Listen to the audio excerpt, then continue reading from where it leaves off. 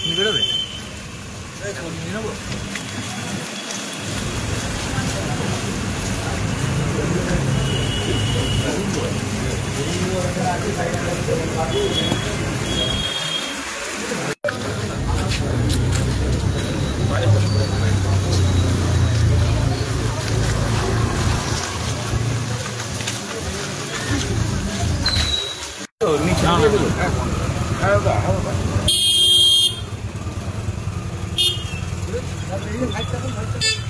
করেছে সকালে ব্যান্ডেল পিপি ঘেরাও হয়েছিল, সেখান থেকে তারপরে এনাদেরকে বাড়ি থেকে নিয়ে আসা হয়েছিল, জিজ্ঞাসাবাদ করেছিল, আমাদের সাথেও কথাবার্তা হলো।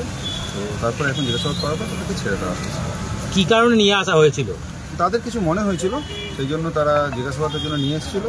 তো জিজ্ঞাসাবাদ করার পর তারপর ছেড়েছে। তাদের যারা মনে হয়েছে, আমরা আমাদের ডিমান্ড রেখেছি, তারা তাদের কথা রেখেছেন, তারপর মনে হয়েছে, তারপর এখন ছেড়ে দিয়েছে। কজনকে আটক করেছিল? 4 জনকে আটক করেছে। কোনো মুচ লেখা কোনো কিছু করা না। পুলিশের আচরণ ঠিক আছে? বিকেলের পরে বাড়ি থেকে তুলে নিয়ে যাওয়া? পুলিশের আচরণ কোনোদিনই কোনো ব্যাপারে ঠিক থাকে? পুলিশ কোনোদিন কি সমাজের জন্য বা কারো পক্ষে হয়ে কাজ করে?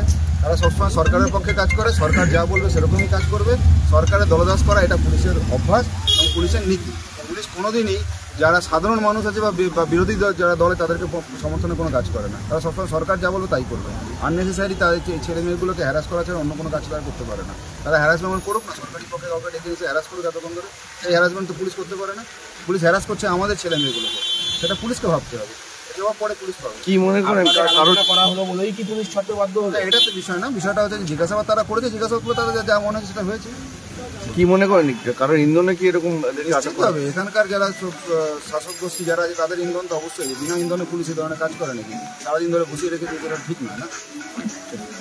বিধানসভা ভোট আসছে বলেই কি এই জিনিসটা চলছে? পলিটিক্স সারাদিন চলতে থাকবে, আর বিধানসভা ভোট আসছে বলে তো স্বাভাবিকভাবে একটু বেশি বাড়বেই, কারণ এখানকার যারা আছে সরকার জানে তারা হারবে, তাদের কিছু না কিছু দেখাতে হবে।